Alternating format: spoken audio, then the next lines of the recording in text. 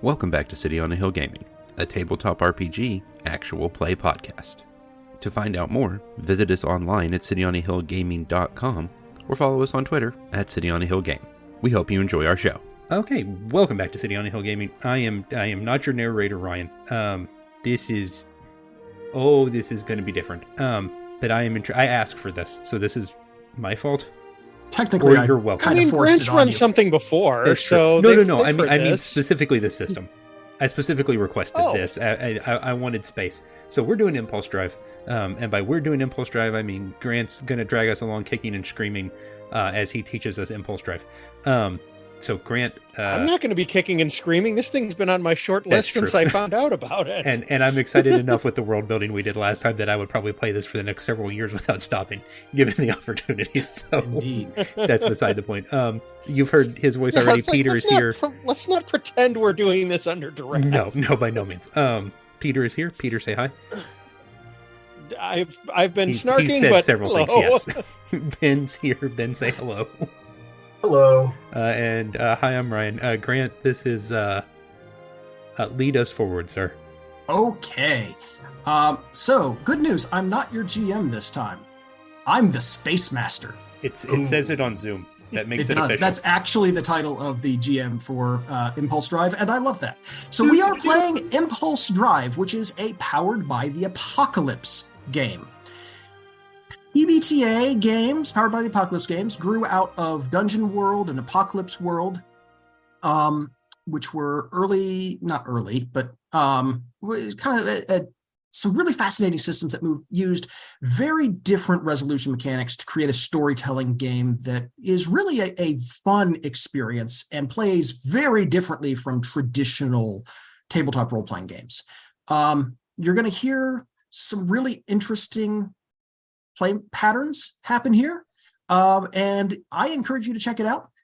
Reach out to City on a Hill to find out more if you're curious. There are a ton of PBTA games out there all based on this. There's not exactly a standard rule set they're based on.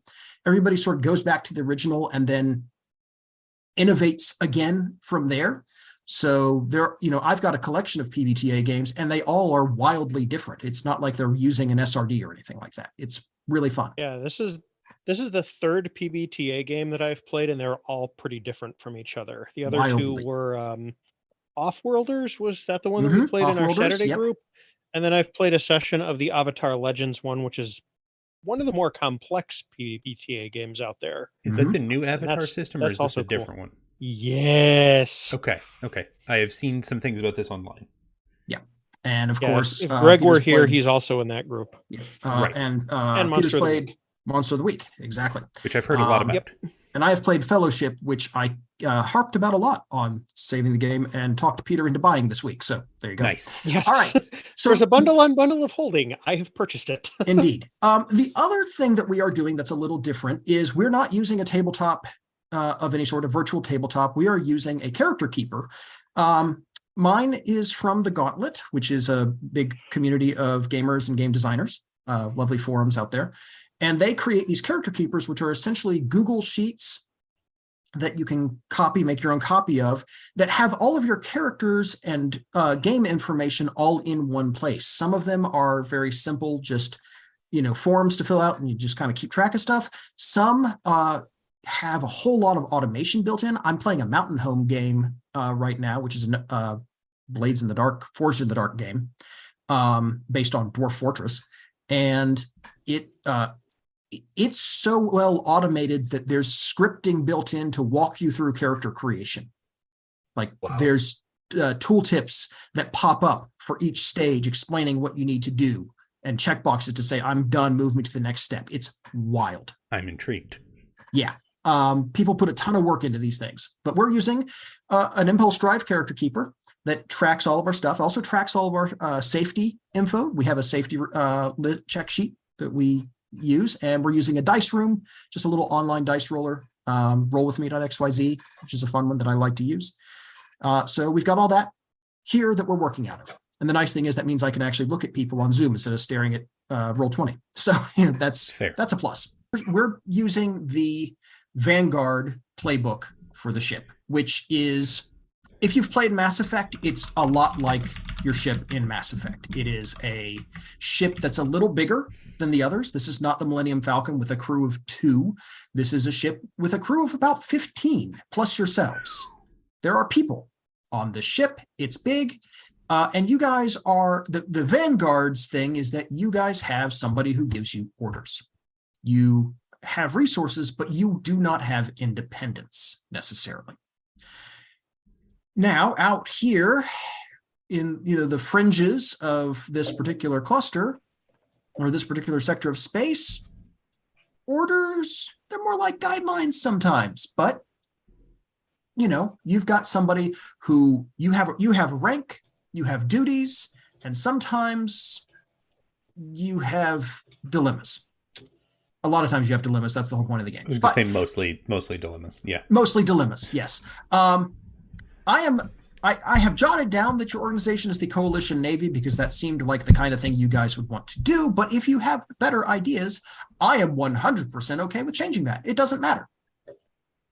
I mean, to my remembrance of what we wrote out ahead of time, it's more or less that or piracy. Yeah, you guys didn't really establish any other powers. Yeah. But that doesn't mean you cannot go, well, let's put a name out there, say what they are, and that's okay. Sure. But if we want to just go with the Coalition Navy to get things moving along, that's fine. I'm fine with it. Great. So we can talk about duty for this later. It's not going to matter too much here because we're not doing a ton of progression. The whole duty mechanic is more about progression. Oh, like a long-term sort of stuff, because as you do things, your rank goes up, your duty increases, and if when you fail missions, your stuff goes down, blah blah blah. Importantly, you roll your rank when you are rolling certain things like ship payment, right? So as you get, to get paid, you need a better rank. And that's the main thing. There is also ship maintenance that will matter a little bit, not necessarily the long-term maintenance, but some of it is going to have some effects. We'll cross that when we come to it. But what we need is looks. So if you guys can, there's drop down there, pick 5. Y'all just go ham. I don't care. And then the main thing we need modules, 1 vehicle, and crew. So you start with 2 modules. Okay. And if you look on the Creation 3 tab and go over to the Vanguard, which is the 3rd one, there's a list of modules that we can copy in, or you can look on in the books. Is that under facilities? Modules is further down. Okay. Yeah, modules is further down. Redundant systems, shielding, that kind of thing. Right. Okay. And you'll see that there's a UP listing there. That's the modules points, upgrade points. You start with 2. Okay. So you cannot start with, for example, stealth systems, because that's 3 points worth of modules. And we currently have nothing. You currently have nothing. Okay. So you can get something that costs 2, or you can get 2 things that cost 1. I mean, shielding and lasers both seem important. If you look at the Character Keeper, Creation 3, the very last tab. And then the 3rd column over is the ship we have. Yeah. Alternatively, if you want to look at it in the PDFs, you can do that, whichever's easier for you. I mean, depending on how simple, it needs to go pew-pew, and it needs to not blow up immediately. Right. Are my 2 concerns. So right. So there are lasers, which are very helpful. They are good. They fire at broadside and engaged and cannonading range. They do 1 damage. They're kind of just your stock standard all-around weapon. There are also missiles. They are only good in close range, but they do 2 damage. And then the plasma cannon, which is only right up close, does 3 damage. Now, how much damage do missiles do? There's also a railgun, I see. There is a railgun. You can't get the railgun. We can't afford railgun. You cannot afford the railgun. However, if you roll well and you want to strip out your other systems and replace it with a railgun, who am I to say no? How much damage do missiles do? Oh, it's okay. 2. It's these dots down here next to. Yeah, it's a little confusing. I am very slow on the uptake tonight. I'm sorry. That's okay. Basically, you're trading off range for damage. Is essentially what it comes down to. The missiles do 2, right? Yep. Broadside and engage range. So basically, long range, medium range, close range. Missiles are close and medium. Plasma close. Lasers close, medium, long. And the other nice thing about the plasma cannon and the lasers is you can discharge them, which is to say you can say, I'm going to discharge them, do double damage, and then have to do something to recharge them. Oh. Okay, my money is that he is shield and then a weapon. See, I was thinking sensor array. I was thinking autodoc surgery and research lab myself, but can we do both of those? We can. But this is going back to my original idea of calling the ship the Desmond DOS too. I mean, how big an issue is it if we cannot defend ourselves? In space combat, I guess is the more broader question. Well, if you're in space combat, it is nice to have things that both keep you from getting holes in your ship and put holes in other ships that are trying to put holes in yours. So many holes. This is, however, assuming that you're putting holes in ships. Right. I was going to say, how much does combat necessarily have to factor in? That is entirely up to what you guys decide to do. Okay, because here's the thing. Well, that's not entirely true. This is a dangerous world. This is a universe full of piracy and killer robots and AIs and all that fun stuff, but also full of people who are genuinely trying to help and do things. And it's a question of where you take the story, how you decide to approach things, but also my job is to make things exciting and difficult. So, that's what GMing is in a lot of ways. Then my money is skip shields and pick a weapon and then one of the 2 research things. Right. I will say shielding, you ignore 1 instance of damage to the ship, but you have to discharge it to do that. And it can only be done once? It's a one-time use thing. Oh, now, skip the shield. It blocks all the damage dealt to you that one time. Oh, I thought it said it was only 1 damage. Okay. No, 1 instance of damage. Oh, because it says ignore 1 damage dealt. That is not correct. It's 1 instance of damage. Okay. So as long as we don't take a Nova, we're fine. Right, we're fine. Yeah. Your ship does, in fact, have hit points, a harm track, just like you guys do. Yeah. Right. Superficial damage, direct hit, hull breach, and adrift. Okay, so with some of that stuff in mind, why don't we go ahead and do either lasers or missiles and then sensor array? Because I feel like sensor array might give us more interesting plot stuff. Being able to scan things from orbits is a real cool standard sci-fi trope kind of thing, and might and being able to scan enemy ships from a distance and deciding we just need to move on. Curiosity, are we recording? Yes, I started right before we started the show. That asteroid, good. Or we either need to move on or we need to get clever, or right. Yeah. Okay. So sensor array and a weapon. Yeah, I would say laser, because if it's got the 3 ranges, we might be able to long range and skedaddle before anything else. That's fine with me. The missiles only being good at closer ranges is a bit disconcerting to me.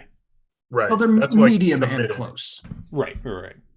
Yeah, I say lasers and sensor array makes sense. All right, we've got lasers are like how to think about this. I would rather have to get a little bit closer in and punch something harder if we're gonna punchy. The one thing I will point out, however, I would go for missiles myself. But the only tactical thing I'll point out, Peter, is that if you are that close, so are they, and you don't have shields. And missiles only work 2 of the 3 directions.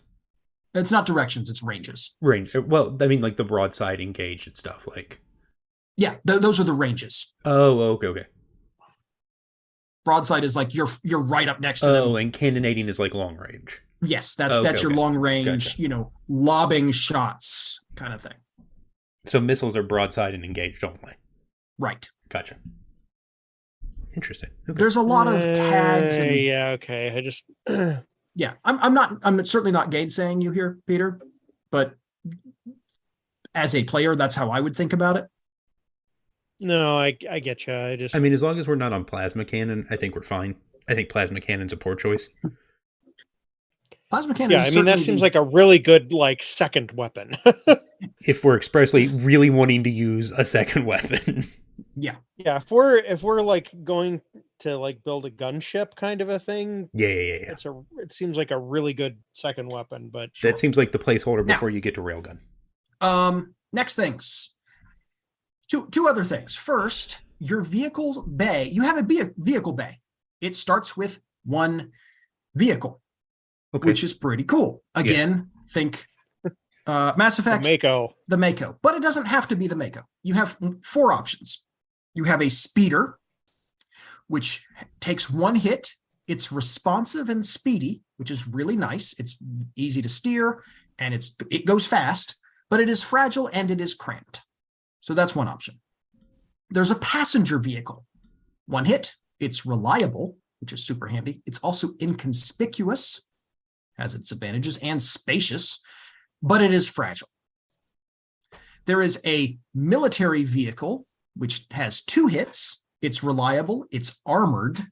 It is equipped 1, which means it has some basically module of its own. 1 hit. I think it might have missiles, for example, or lasers or whatever. But it is sluggish. And there is a shuttle, which is a 2-hit vehicle. It's spacious and armored and spacefaring. None of these others are spacefaring. But it has the negative effect of ponderous. What does that mean? Real slow. Oh. And slow to steer as well. I like shuttle option. Gives us the ship-to-ship availability, or ship-to-object, ship-to asteroid, ship-to... space station. Space debris. Away mission. Yeah. Yeah, I would say either that or the military vehicle would be my couple. Agreed. If we were intentionally doing a covert kind of a thing, I'd say passenger vehicle, but I think either shuttle or military vehicle is the way to go. I think shuttle's fine, especially because it's the only one. If something goes real wrong, technically we could fly it instead. Right. Because it's not ideal. Shuttle, it's also escape pod. Also escape pod. Inexact and dangerous, but look, it's there. So, yeah, that seems fine. Great. All right, I've got that written down. Your vehicle bay you can add vehicles to it later.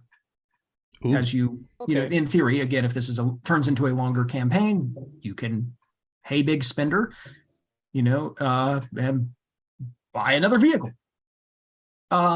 Crew. You have a section of the ship dedicated to the living and recreational requirements for 15 to 20 crew members who operate and maintain the ship. We need a very broad description of these. Ooh. You are more than welcome to invent individual NPCs. Sure. Please get attached to them. That only does me favors. Right. Keep them at arm's length. Gotcha. No, please treat them as people. They're fine. I want a couple of not humans. Yes. And at least one droid? Or no, we didn't use the word droid. What word did we use? AI. AI or what? Yeah. We need at least one AI. Okay. Who is either immensely nervous or incredibly exact, or both. All right. 15 to 20. Good night. Okay. So what? So this bad boy is really a group effort. Well, yes, but again, these are background characters who keep the ship running. They're the kind of people you tell, hey, we're going here. Yeah. Okay. Right? These are the red shirts. Are these below red shirts? Be red shirts. It's more like your specialty crew. It's worth pointing out you have a chain of command move. Right. When you give your subordinates a command they are disinclined to follow or that puts them in direct danger, roll with Stalwart. If they're an NPC, on a 10+, choose 3. On a 7 to 9, choose 2. They will do their duty to the best of their ability. Right. They don't get hurt or killed. You don't have to make an example of someone. You won't have to pay for it later. Oh, good night. Okay. So best case, you get to choose 3. This is the Normandy crew on Mass Effect. Sure. All of the bodies that stand around and or the mid-ranking officers on the Enterprise or anything like that. The random crew member who takes Worf's spot when he walks away. Yeah, exactly. Okay. Yeah, or Joker, the XO, the Norman, or and the XO on the Normandy, that kind of person. I love you, crew member 19. That's right. One of them has to be named O'Brien. That's fine. No objection. Absolutely. O'Brien is a very good character and fun actor. All right. The last thing we need to do, the most difficult thing, name the ship. Okay, say your name again, Peter. I want to make sure I'm looking at the right guy on Wikipedia. The Desmond Doss. Okay, he's buried like 30 minutes from me and Ben. I don't think we can say no. Okay, I was going to say, pacifist guy who saved a whole bunch of lives in World War II. Seems like a... Is this the name? Heartbreak or Hamburger? The one that was Heartbreak Ridge. Hacksaw Ridge, I think it was where Spider-Man was. Where Spider-Man was this guy? Yeah. I don't know if this is the same one or not. All right. Media. Terran Coalition government. Hacksaw Desmond Ridge. Doss. Yeah, Ben. He's actually buried in Chattanooga. Oh, nice. At the National Cemetery. Even though he died in Alabama, which is interesting. No, they do that. Yeah. All right. Never made it past corporal. So I think the idea here is the name of the ship is kind of an indication that we might be armed, but this is not what we're a here strike for. Vessel. Right. I mean, the Enterprise is not technically it's not the warship, whatever warship. It's a fairly generic name that implies something other than we're going to kill you. Right. Same philosophy, and I think that works fine. Also, the Desmond Doss is delightfully alliterative, and I like that. Yes. Okay, real quick, the way Impulse Drive and other PBTA games work is you roll 2d6 and you add a stat. That's the core mechanic. The stats in this game are called approaches, and they don't indicate the physical or mental aspects of your character. Rather, they indicate how good you are and how willing you are to approach problems in certain ways. So, for example, Peter's character, Alistair, is his best approach is stalwart. He tends to approach things in a very stalwart manner, very stoic, charging forward, sturdy fellow. Whereas Shiana Kewa, Ryan's character, her best approach is calculating, right? She's a very calculating, intelligent person. She tends to think her way through problems and solve them that way. And there are moves tied to all of these that use particular roles. Our 5 approaches are volatile, calculating, slick, stalwart, and alien, just so you know.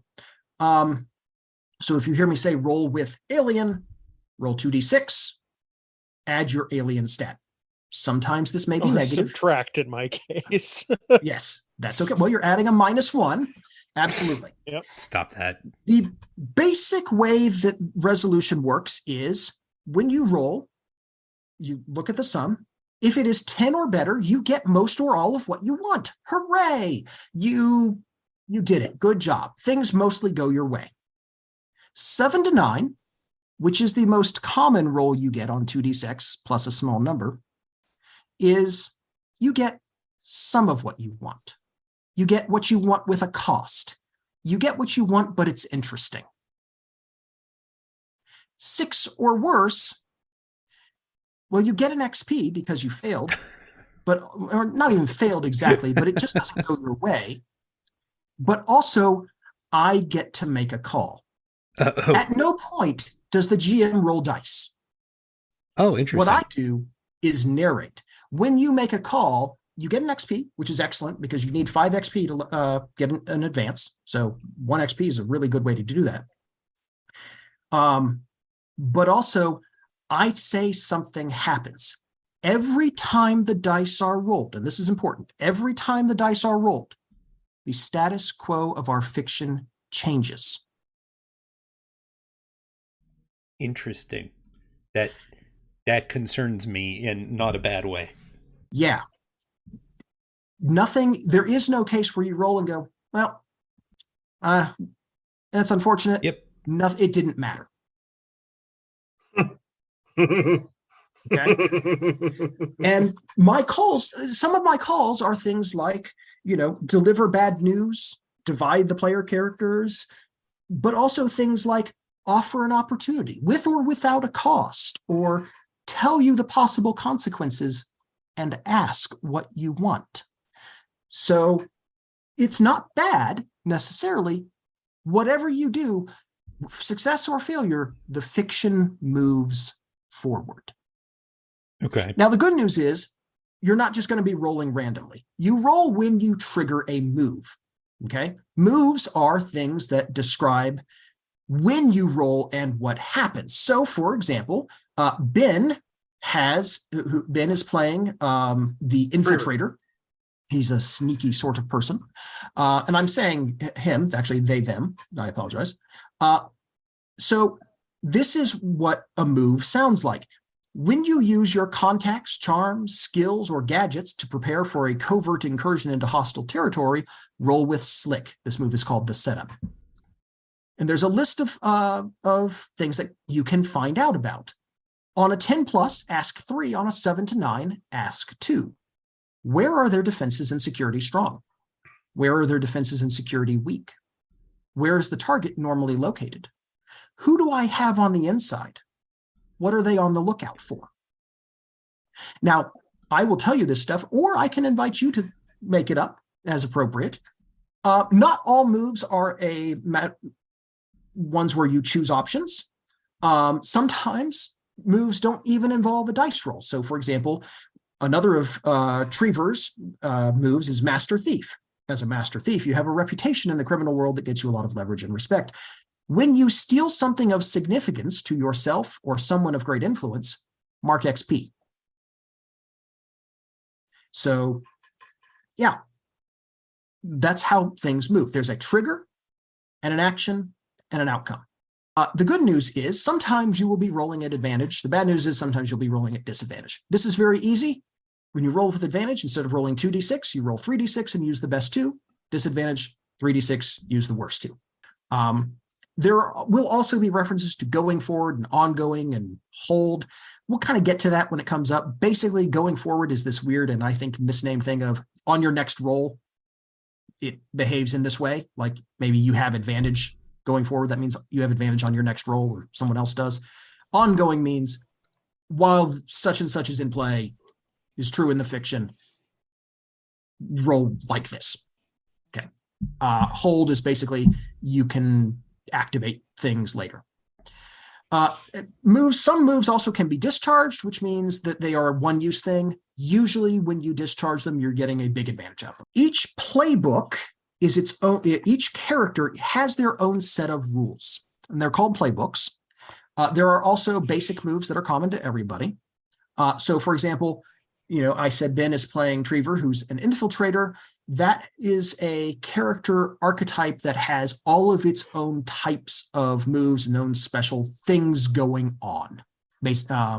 And so that we call those playbooks. Naturally, this is a space game. It's based on your kind of 90s to 2000s sci-fi shows, Andromeda, Star Trek The Next Generation, certain Star Wars properties, Farscape. The big one is Firefly, for sure.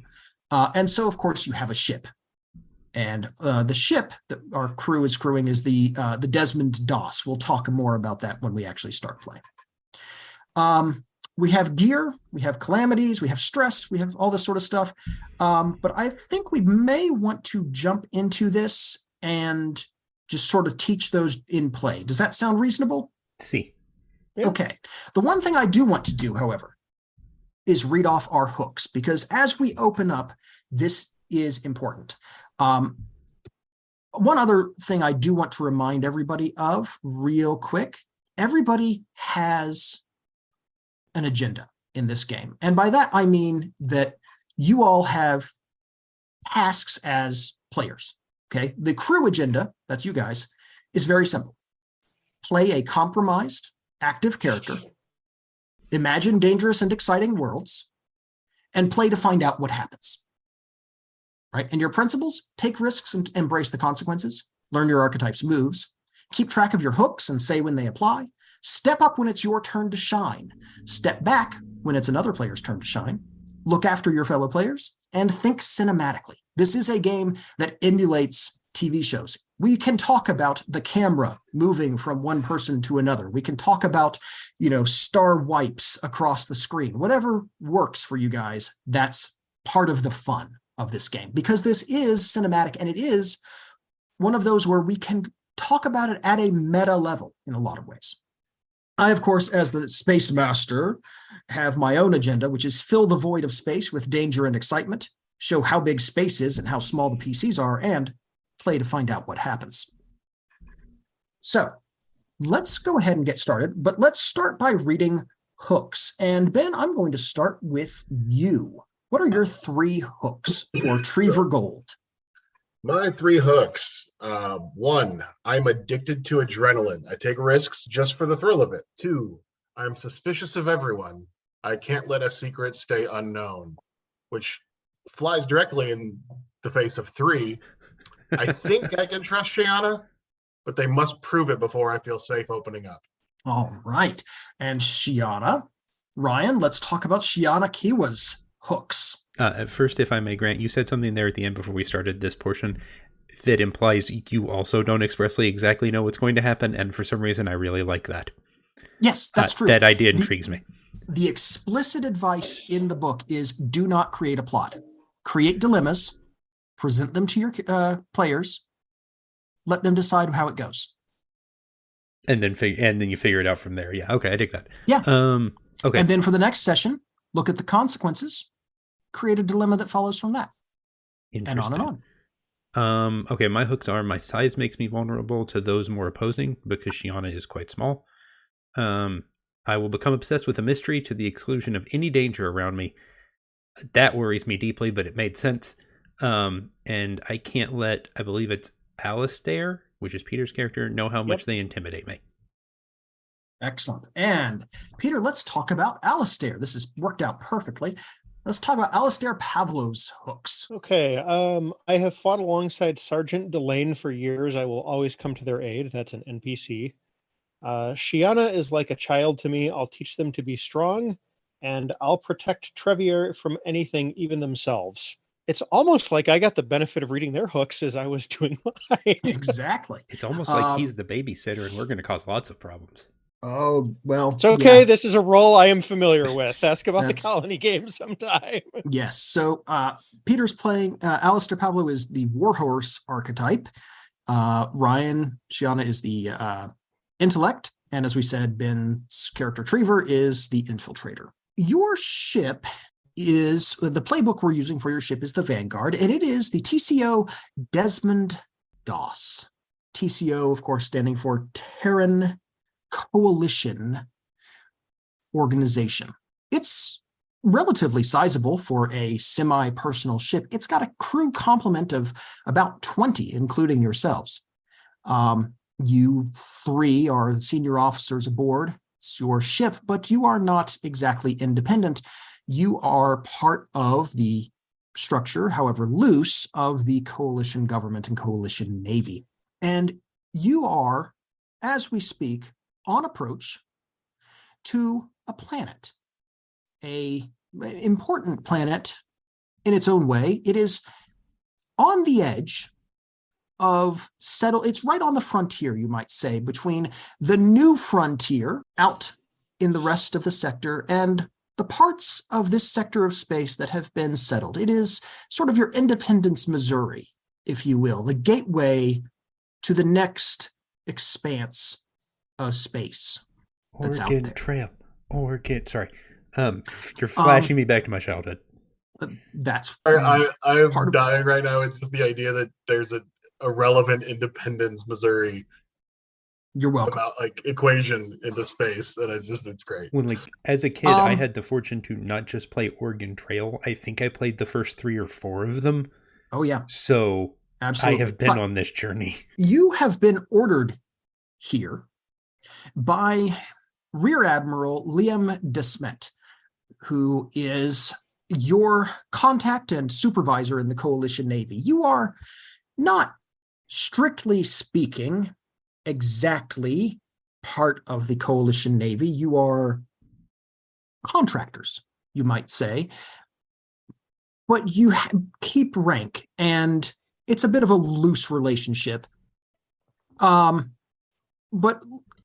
Rear Admiral Desmet is your primary contact. He's the one who ordered you to this planet to speak with the person who has requested the assistance of the coalition government. And we'll talk about them shortly. For the record, Admiral Desmet is a belugan, an uplifted beluga whale species from Ibitar 3, raised on Earth.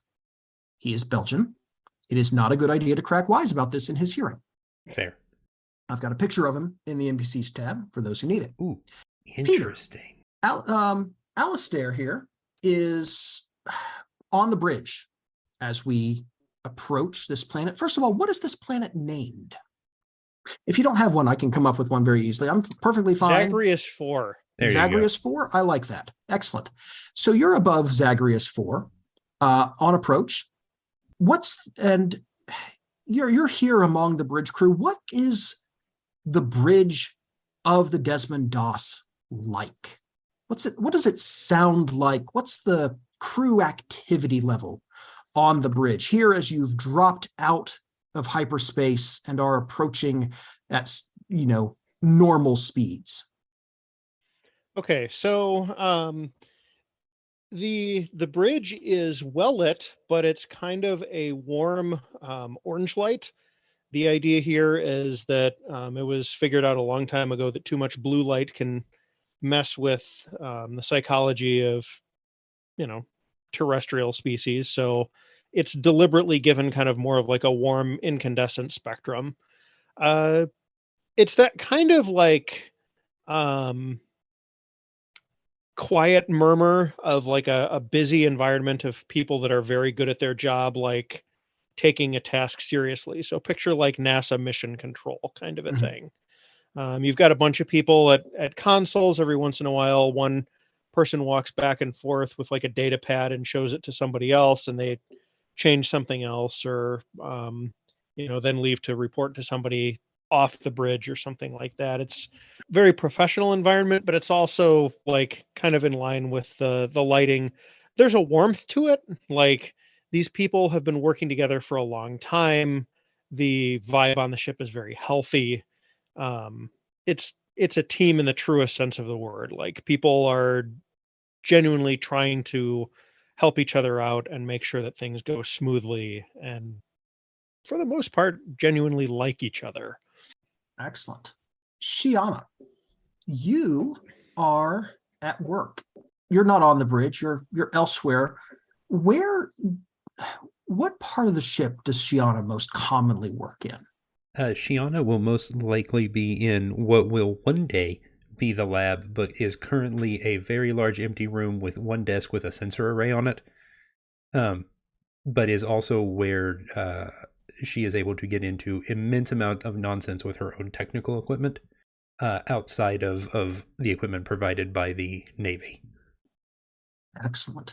You're busy recovering from your last mission. What went wrong?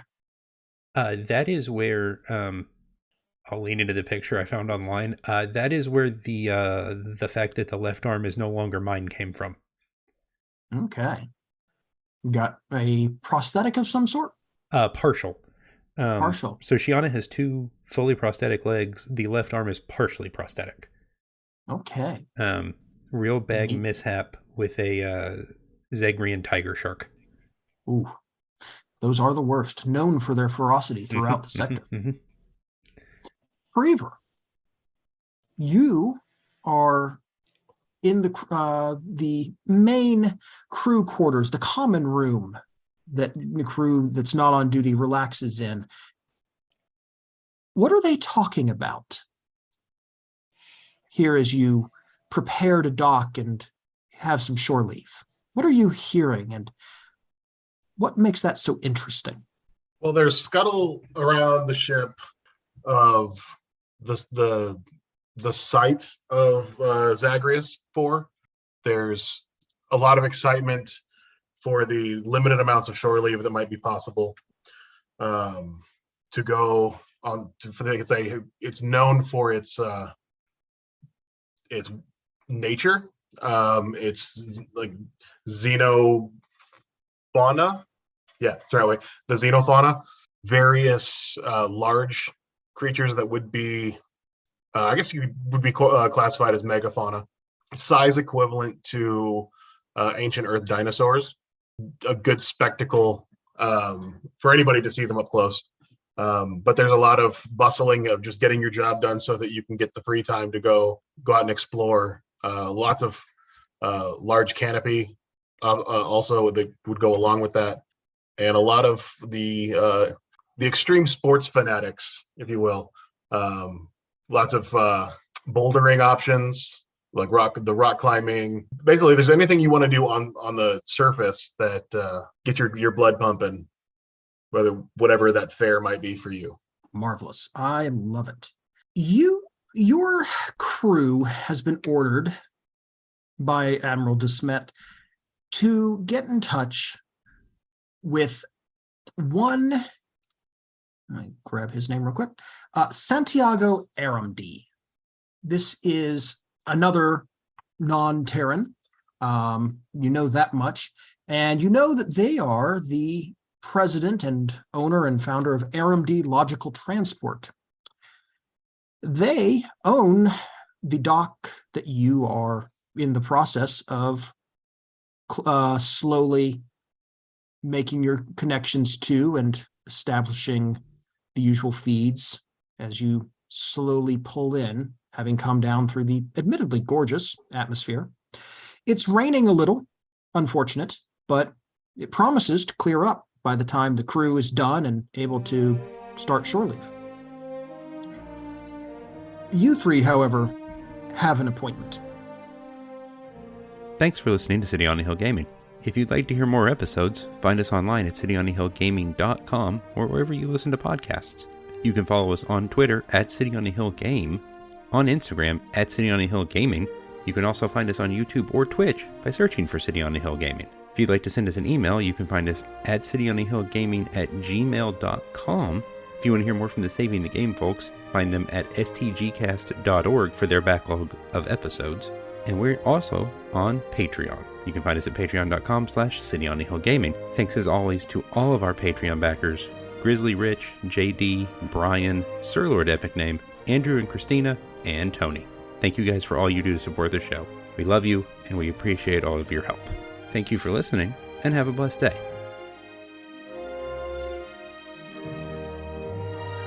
I get, yes, we may as well actually do that. Grant, found... All right, are you cool with me reading one that's a little bit longer than usual, like a minute or so? Yeah, it's fine. Go for it. All right. Probably Probably the best known of all unorthodox cosmologies, the world or cosmic ice theory was the brainchild of an Austrian mining engineer, Hans Horbiger, 1860 to 1931. In 1913, he published a vast tome called Glacial Cosmogony, in which sets out the theory in some detail. The theory is so complex and so radically at odds with common sense that I can do little more than hazard a summary of it here. The stars are mere chunks of ice. The only body in the universe that is actually a star, in our sense of the word, is the sun. Everything in the universe orbits the sun. However, since all space is filled with hydrogen, albeit rarefied, friction causes all orbits to decay. The various celestial objects spiral down towards the sun and finally fall in. Whenever this happens, a sunspot is seen. If the body was a star, its ice is vaporized and part of it blasted back into space. By the time this ice reaches the Earth, it has refrozen to form tiny crystals. That's where high-altitude clouds come from. In fact, the Earth and Sun are odd men out in the universe, for all other celestial objects are, if not entirely of ice, then at least entirely ice-covered. For example, Horbiger claimed that Mars is covered in an ocean of ice or water some 400 kilometers deep, and that Mars would one day become a moon of the Earth, unless, that is, it missed and instead plunged straight into the sun. In fact, the Earth and all the other planets are destined to meet their dooms by dropping into the sun, but they will be replaced. Horbiger seems to have thought there is an infinite number of planets beyond Pluto, and that planets approach the sun rather as if they were riding on some cosmic conveyor belt. Reassuringly, it will be quite some time before our world plummets to its fiery death, but there is a shorter-term problem to worry about. The moon is spiraling in towards the Earth and will collide with it. This is not the Earth's first moon. It has had several predecessors, the most recent of which crashed down in comparatively recent prehistoric times. This catastrophe neatly explains various legends, most notably that of the flood. Similarly, the capture of our present moon caused various difficulties, such as a nasty dose of pole shift and the sinking of Atlantis. Dennis Surratt in Atlantis and the Giants, published 1957, used the theory to explain the reference in Genesis, "There were giants in the earth in those days." As a past moon spiraled in towards the Earth, its gravitational pull counteracted that of the Earth, and hence people could grow very tall. The world ice theory might seem just plain cranky and no more dangerous than any of the other unorthodox hypotheses described in these pages, but it became inextricably involved with the rising tide of German Nazism for two main reasons. First, the anti-Semitic nationalists had a strong urge to reject all physics and cosmology based on the ideas of a Jew, Einstein. They wanted a new Aryan cosmology, and the more different from the Jewish one, the better. Logic, rationality, and all the other intellectual tools were flimsy dams against this flood of hatred. That this new cosmology came from an Austrian amateur scientist was an added advantage. After all, was not Hitler himself an Austrian amateur politician? Second, some theorists suggested that the reason the Aryans' natural superiority to all the rest of mankind was a result of the toughening of their ancestors in the chilly north during the last glacial age. Here was ice again. It couldn't be coincidence. Obviously, then, to reject the world ice theory was to reject Aryan superiority. A comment from a pamphlet produced in 1953 by the Horbiger Institute sums it up. The final proof of the whole cosmic ice theory will be obtained when the first landing on the ice-coated surface of the moon takes place. This is from one of my favorite little books, Discarded Science, Ideas That Seemed Good at the Time by John Grant, which is a lovely summary both of crank ideas and these weird branches off of scientific thought, but also the evolution of scientific thought as it has moved along through history and why certain theories were discarded and what proofs we looked at to say, well, that doesn't fully explain it. We have a better explanation. It's a really neat little book. I recommend it. I like the idea that even though it's like he treats it as a flat plane like we do, he still also treats it like we're falling down towards the sun somehow at the same time. Well, because of friction. Oh, so it's less of a falling and more of being a pulled. Yeah, well, okay. I mean, we're being pulled, but, if it were a vacuum, we'd orbit infinitely, but everything is an expansive rarefied hydrogen, so air resistance will slow us down eventually. Okay. Okay. I had to read it. It's one of my favorite crank theories, and it does relate to cosmology and space. That's fascinating. And I mean, I like anything that talks about Atlantis, because I always thought Atlantis was cool. But mercy help us. Ben. And it came to pass that Iluvatar called together all of the Einar and declared to them a mighty theme, unfolding to them things greater and more wonderful than he had yet revealed. And the glory of its beginning and the splendor of its end amazed the Einar, so that they bowed before Iluvatar and were silent. I love the Ainuan dialect. Okay, what is this from? Go ahead and say that again. The Ainuan Dale. It's Yes. it's the first chapter creation myth. It's the creation myth of Middle-earth in J.R.R. Which is by far my favorite creation myth of all time. It's beautiful. It's actually shockingly interesting. Poetic. And I'm probably reading a paragraph per thing going forward. per sound check. Okay, so fair enough. Stay tuned. I'm here for it. Peter. Hi, I have nothing. That's fair. And I'll note for the listeners, originally we were going to have 4 players on this. Daniel has experienced being an adult in a very harsh and aggressive way, and also just real life stuff. And so probably no Daniel for at least a little while. Hopefully more Daniel in the future. And I didn't mention this up front, and I probably should have. That's on me. I'd like to go back to something we haven't done in a long time, which is praying before we start our sessions. Sure. So I'm just going to say a quick prayer, and then Grant, this is your problem now, I guess. I'll do an actual intro before we get there. But Lord, we thank you for this day and all your many blessings. We ask you to keep us safe and help Daniel and his family with everything they have going forward. Help William and his family and their new baby boy. And we thank you for everything. In your name we pray. We love you, Lord. Amen. Also, yes, William now has a child. If I didn't mention that sooner. Congratulations to yes, I knew he was on the way. We talked about that a while back. Yes, but yeah, there were some complications, but little dude is here now. Good.